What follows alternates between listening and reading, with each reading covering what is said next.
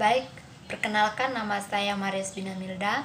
Saya mahasiswa jurusan Sosiologi semester 7 kelas A yang mengikuti program mata kuliah Sosiologi Terapan. Nah, pada kesempatan ini saya akan menjelaskan buku yang ke-6 yang berjudul Sosiologi di Masa Internet. Pada bagian pertama, buku ini menjelaskan tentang munculnya jaringan metafora. Yang pertama, pendekatan untuk jaringan. Nah, di sini Titanic menjadi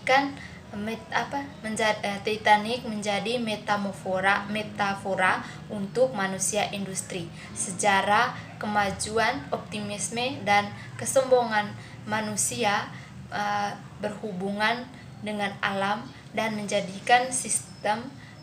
sistem di Inggris untuk seluruh cara kehidupan masyarakat di abad ke-20. Meskipun internet telah mengambil ahli di dunia sebagai metafora yang paling sulit bekerja di akademik teks, sastra populer, media reportase, dan fiksi representasi. Internet juga muncul sebagai metafora untuk postmodern, spiritualitas, kekompakan sosial, dunia politik internasional,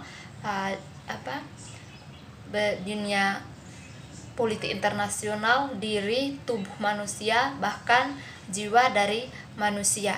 Dan dari yang paling luar menjadi paling intim, dan sebagian besar manusia menjadi remote, dan internet digunakan sebagai cara untuk menjelaskan dan membuat model pemahaman diri kita sendiri sebagai manusia dan dunia sekitarnya.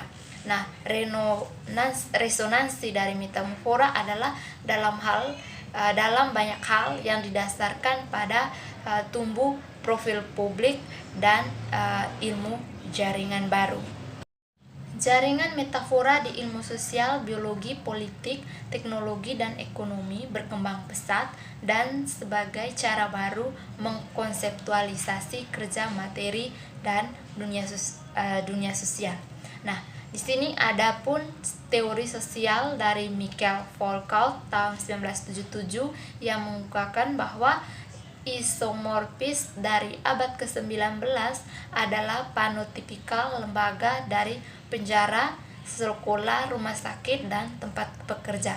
Sehingga seiring berjalannya waktu, kita telah mengambil ahli jaringan sebagai bentuk umum di berbagai lembaga dan imajinasi yang dihasilkan oleh ilmuwan. Nah, jaringan tersebut bukan hanya mencerminkan tentang pemahaman, tetapi juga mencerminkan setiap manusia bertindak. Metafora bertindak sebagai satu ses sumber daya ilmuwan dan juga non-ilmuwan. Maksud di sini adalah metafora bukan hanya bertindak sebagai ilmuwan, tetapi juga bertindak sebagai non-ilmuwan. Mereka menggunakannya untuk mengembangkan strategi penyelidikan dan cara pikir yang menjadikan akar epistemologi sebagai strategi dalam kehidupan nyata dan ilmu pengetahuan. Nah, di sini metafora bukan hanya digunakan oleh seorang ilmuwan, tetapi juga digunakan oleh orang yang non ilmuwan. Yang kedua, jaringan metodologi. Pada awal tahun 1930, sebagai sosiologis, konsep induk mencoba untuk menggunakan dan mengembangkan jaringan metodologi, tetapi mereka tidak dapat menggunakannya dan akhirnya gagal.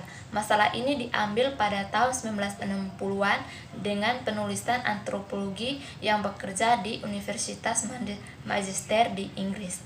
Nah, fokus perhatian pada jaringan metodologi adalah pada peran dan bentuk hubungan antara orang untuk memahami struktur bentuk masyarakat. Ketiga, jaringan masyarakat. Nah, pada jaringan masyarakat fokusnya adalah analisis makro atau tingkat global. Nah, pada bab ini juga membahas 3 teori yang dikemukakan oleh Manuel Castells, yaitu kekuasaan ozon, yang kedua kekuatan sarang, dan yang ketiga Deleuze dan Guattari. Yang pertama adalah kekuasaan ozon. Salah satu inti masalah dengan konsep jaringan masyarakat adalah bahwa etimologi dari istilah agak samar-samar. Ide jaringan masyarakat yang dikembangkan dari teori masyarakat, informasi, dan dalam banyak hal persyaratan adalah sinonim. Akibatnya hal ini sering sulit untuk menggali apa sebenarnya yang dimaksud dengan jaringan di jaringan masyarakat. Jaringan adalah bentuk sosial di jaringan masyarakat, dan jaringan masyarakat adalah masyarakat yang ditandai dengan jaringan. Nah, Kastel tidak memanfaatkan yang lebih konkret istilah aliran yang tampaknya lebih sebanding dengan struktur dan hubungan yang dicangkup istilah jaringan dalam karya-karya lain. Nah, di sini Kastel tidak menggunakan istilah aliran, tetapi dia menggunakan istilah jaringan dalam karya-karyanya. Yang kedua, negeri kekuatan sarang. Di sini Kastel menjelaskan bahwa jaringan masyarakat adalah bentuk-bentuk dominan kekuasaan di masyarakat modern, dan salah satu yang muncul sebagai akibat dari rekonfigurasi kerja hubungan pasca industri kapitalisme. Akan tetapi bagi Hart dan Negri, jaringan masyarakat mengiratkan atau menghubungkan semua poin. Yang ketiga adalah Deleuze dan Guattari. Di sini Volkers dalam pengantar untuk Antioedipus berpendapat bahwa Deleuze dan Guattari adalah pekerja manifesto terhadap fasisme, baik secara politis dan dari segi fasisme dari kepala. Bagian keempat, internet sebagai jaringan. Nah, ketika diminta untuk menggambarkan internet sebagai jaringan, ilmuwan sosial terkenal agak samar-samar. Nah, di sini jaringan internet adalah fleksibel, adaptif, sebuah non-hierarki ergomatik global yang terstruktur. Di luar fakta bahwa itu adalah didistribusikan bersih seperti web, teori sosial memiliki sedikit untuk menyatakan tentang jenis web atau internet. Internet diambil sebagai standar emas jaringan, sebuah pivot gambar yang dengan syarat dikenal standar yang semua bentuk lain dari jaringan. Nah, di sini juga didistribusikan internet terlalu luas, terlalu kompleks untuk menjelaskan masalah-masalah yang ada di masalah-masalah sosial. Yang kelima, unsur-unsur yang berranah publik. Yang pertama, akses. Yang kedua, ruang bebas. Yang ketiga, penonton. Nah, akses di sini adalah perdebatan mengenai tingkat aksesibilitas internet yang terbiasa untuk pelajar yang telah dilakukan sepintas di awal survei dari literatur untuk membentuk tulang punggung beasiswa ke dalam dampak sosial internet selama dekade terakhir, dan muncul sebagai perdebatan informasi kemiskinan. Yang kedua, ruang bebas. Di segmentasi informasi tentang kemiskinan, William dan P. peneliti kedua titik temu untuk fakta bahwa definisi informasi kemiskinan yang menyelesaikan ke akses ke infrastruktur fisik dari web, koneksi komputer, dan keyboard dalam memahami akses ke internet sebagaimana yang dia miliki atau tidak memiliki perbedaan. Nah, di sini perdebatan informasi kemiskinan mereproduksi kedua teknologi determinis logika yang memahami internet sebagai kesatuan objek dan logika inklusi. Yang ketiga, penonton. Penonton berperilaku berbeda untuk penonton yang untuk media massa. Dorongan untuk melakukan fisik, tindakan untuk bergerak melalui internet. Di bagian paling tingkat dasar, inti perbedaan antara siaran dan perilaku online. Namun, perbedaan ini beroperasi sebagai sumber daya dalam analisis yang jarang kita bangun dalam diri kita sendiri. Kemampuan untuk mengambil fitur ini juga di rekening online penonton cenderung untuk berisyarat pada suatu dari dua tempat. Yang pertama adalah ide yang teknologi dan media sentris. Keenam, interaktivitas. Interaktif kemungkinan tertentu sangat penting untuk setiap konsumsi yang dibutuhkan dalam pembentuk peran sebuah ranah publik. Bagaimanapun, untuk Harvest, interaktivitas dari lingkup publik berjois dari abad ke-18 tidak bersedia di media produk, tetapi dalam lokasi konsumsi kopi rumah yang menyediakan ruang dan interaksional frame untuk diskusi. Nah, dalam hal ini media kurang membawa atau arsitektur yang di ranah publik banyak informasi sebagai linguas frasa, umum sumber daya yang memungkinkan orang untuk mengkoordinasikan dan frame tanggapan berubah dengan cepat di dunia politik. Sehingga di sini Habermas yang prototype, yang informatif dan elemen interaktif dari ranah publik. Kemampuan peserta untuk bertindak baik sebagai penonton dan produsen wacana sepenuhnya berpartisipasi sebagai pembicara dan mendengarkan subjek dalam perdebatan. Di sini sangat penting untuk memahami ruang sebagai ranah publik. Bagian berikutnya itu bagian ketiga, internet sebagai ruang sosial. Nah, di sini bab sebelumnya berpendapat bahwa cara internet telah dibangun di media sentris tergantung pada unexpected asumsi tentang peran media sosial. Nah, di bab ini, bagian ini melalui pemeriksaan terkait tema masyarakat dan identitas. Dalam bab ini juga melanjutkan untuk melihat studi empiris dari internet. Di sini penulis menganalisis dugaan perpecahan antara online dan offline di masyarakat sebelum pergi ke sebuah pemeriksaan dinamika komunitas online dengan referensi khusus untuk bentuk organisasi internal, kelompok solidaritas, dan hubungan antar kelompok. Di sini juga penulis berpendapat bahwa identitas telah datang untuk menjadi atau mengkoordinir narasi masyarakat karena hal ini telah dikembangkan oleh sarjana internet. Yang pertama dalam bab ini menjelaskan tentang komunitas, bahwa kedatangan internet telah membuat dampak pada cara pandangan masyarakat. Tema umumnya tentang internet di masyarakat. Sebelum dilihat secara rinci, pertama kita memahami bagaimana sebelum dan sesudah adanya internet. Komunitas umum, penggunaan istilah ini meliputi lokasi geografis, lingkungan, keanggotaan kelompok kepentingan,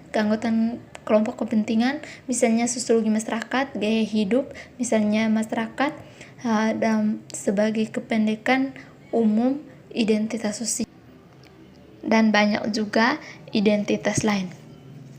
Yang pertama di sini adalah online dan offline di masyarakat. Studi ini dikutip di sebagian besar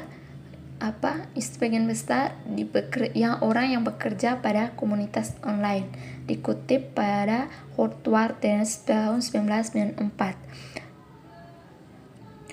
Ia mengemukakan bahwa virtual komunitas masyarakat di dunia maya mereka didukung oleh dan ada semata-mata interaksi online. Ini membuka ruang untuk diskusi dari komunitas online sebagai sesuatu yang tidak terkait dengan lawan komunitas dalam kehidupan nyata. Yang kedua, jenis masyarakat. Nah, di sini dipertimbangkan internet masyarakat, bentuk dasar yang tidak perlu langsung ke bentuk lain dari komunal kegiatan. Ide internet sebagai benar-benar ruang sosial dan bukan sebagai media sosial lainnya adalah konkret. Namun, studi tersebut dalam prakteknya tidak bisa mengabaikan offline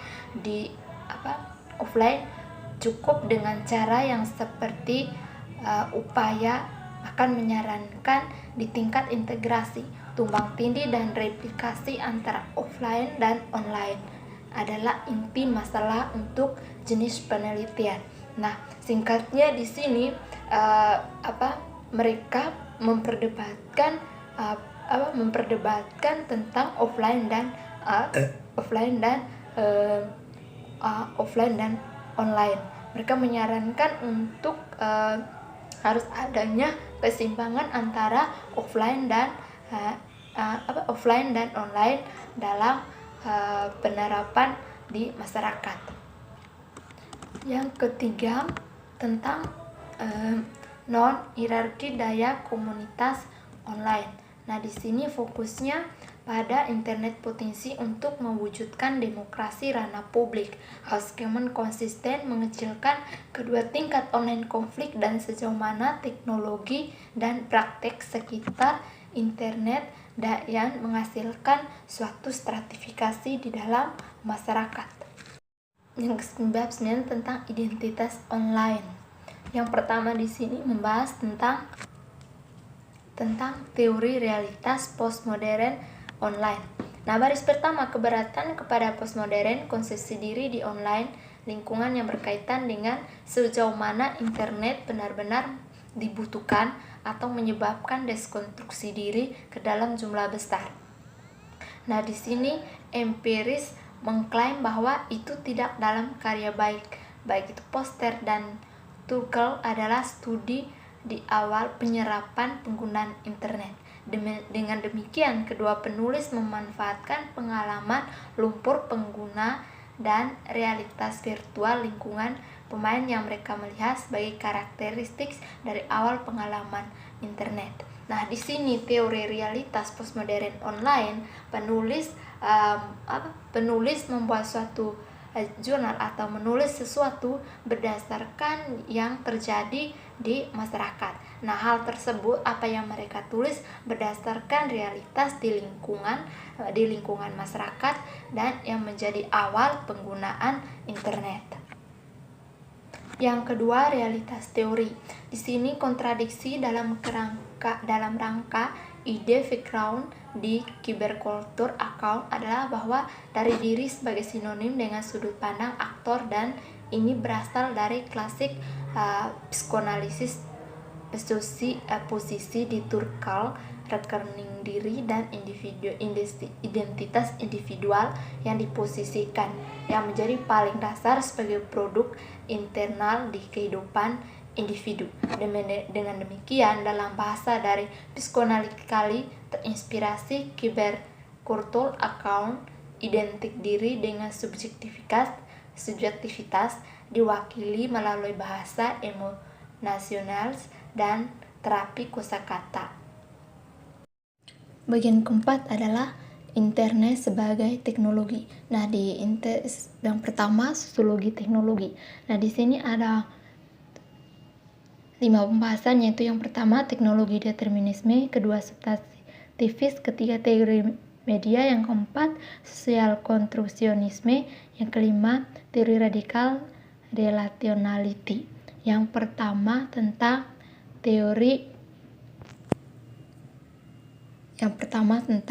teknologi determinisme. Nah, teknologi determinisme adalah untuk menghukum seorang apa yang dipikirkan dan tanpa kritik. Nah, di sini teknologi determinisme sebagai otonom kekuatan, sesuatu yang sendiri menciptakan efek-efek tertentu. Yang kedua, substantivis. Sedangkan tradisional pembaca Marx memahami kekuatan teknologi sebagai kekuatan lebih tindakan dan struktur sosial yang substantivis. Sebaliknya, posisi sebaliknya menempatkan diakui otonomi di tingkat di tingkat dunia dan sebagai keajang kehidupan sosial di mana makna yang dihasilkan yang substantivis tradisi berkembang dari karya-karya Habermas dan Heidegger. Dalam perspektif ini, individu teknologi mungkin memiliki berbagai atau menggunakan berbagai karakter, sebagian besar tidak relevan untuk substantivis. Ada dua isu utama, yaitu yang pertama, teknologi secara umum memperlakukan cara berada di dunia, pola pikir atau suatu pola pikir, dan yang kedua adalah bahwa teknologi sendiri mengatur cara kita melihat dunia. Yang ketiga, teori media. Nah, di sini teknologi sendiri mengatur persepsi manusia sebagai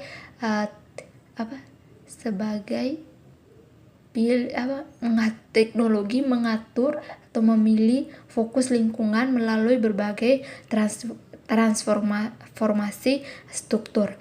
Nah, di sini juga dikatakan bahwa teknologi adalah cara di mana mereka mengatur ruang dan waktu. Teknologi instead mengubahkan waktu dan ruang dalam suatu budaya pada waktu tertentu dan memberikan kita dengan cara membaca dari bentuk organisasi sosial di masyarakat. Yang keempat, sosial konstruksionisme.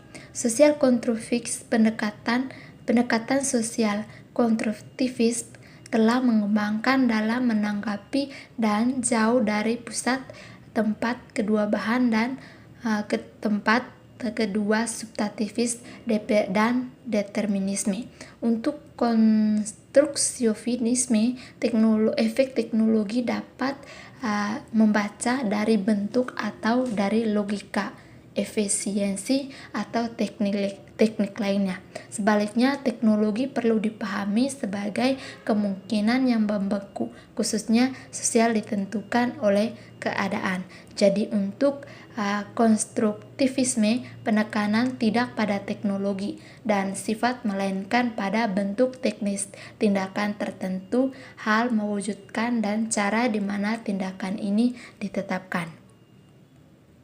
Yang kelima, aktor jaringan atau teori radikal rationality. Nah, pendekatan ini dianggap mengambil sebagai titik awal yang orang-orang atau benda-benda yang telah memberikan sifat-sifat, apakah yang melekat atau dibangun dengan demikian berbeda dari satu sama lain. Nah, di sini teori radikal rationality nyatakan mengambil titik awal untuk orang-orang atau benda-benda untuk memberikan sifat-sifat atau mencari tahu sifat-sifat, apakah sifat-sifat yang melekat pada diri seseorang bersifat membangun dan perbedaan sifat satu dengan yang lainnya. Nah, di sini seperti John hukum panggilan radikal rationality yang mengadakan hubungan tetap memiliki signifikansi atau atribut dalam dan dari dirinya sendiri. Sebaliknya, atribut tertentu elemen dalam sistem setiap jaringan sepenuhnya didefinisikan dalam kaitan dengan unsur-unsur lain. Nah, di sini apa yang dimiliki oleh seorang yang signifikan dan menjadi atribut bagi dirinya sendiri. Dan jelas hal tersebut berbeda dengan yang lainnya. Bagian berikutnya tentang sosiologi, teknologi, dan internet. Muncul berbagai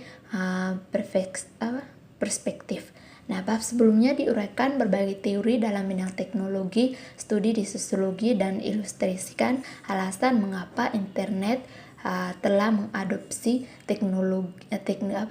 mengapa teori internet telah mengadopsi teori teknologi yang sama seperti menghapus dari intelektual Seges di SOC tadi. Nah, dia di sini menyimpulkan bab sebelumnya perbedaan antara teknologi dan komunitas teknologi. Nah, di sini juga meneliti masalah lebih rinci, melihat teori teknologi yang menekankan khusus komunikatif, teori-teori yang diambil dari sosiologi. Nah, akibatnya adalah jarang ditekankan di dalam buku ini yang berbasis internet di media baru. Nah, di sini penulis mengumpulkan dengan garis besar aplikasi dari jaringan aktor jaringan teori. Yang pertama, aktor jaringan dan teknologi. Nah, salah satu yang memberatkan untuk menggunakan adalah unwiedeles metodologis, tantangan yang disajikan dengan memperkerjakan juru tafsir undang-undang metodologi tidak menjadi bersahaja dan sangat metode ini sangat berinvestasi tinggi. Di sini juga berargumentasi bahwa internet luas sebagai sistem yang menghubungkan semua jaringan dan menganalisis semua jaringan. Nah, yang kedua, autonomis dan masyarakat informasi masyarakat. Nah, di sini tentang status teknologi komunikasi di sosiologi berteori tentang sebagai reaksi utama yang ada apa yang disebut sebagai informasi masyarakat. Nah, pada tahun 1950-an dan 1960-an melihat munculnya instrumentalis teori yang mengungkapkan kedatangan bentuk baru sosial di konfigurasi di seluruh produksi dan penyebaran informasi. Nah, mungkin itu saja yang saya dapat jelaskan. Untuk kekurangan dalam menjelaskan saya minta maaf. Sekian dan terima kasih.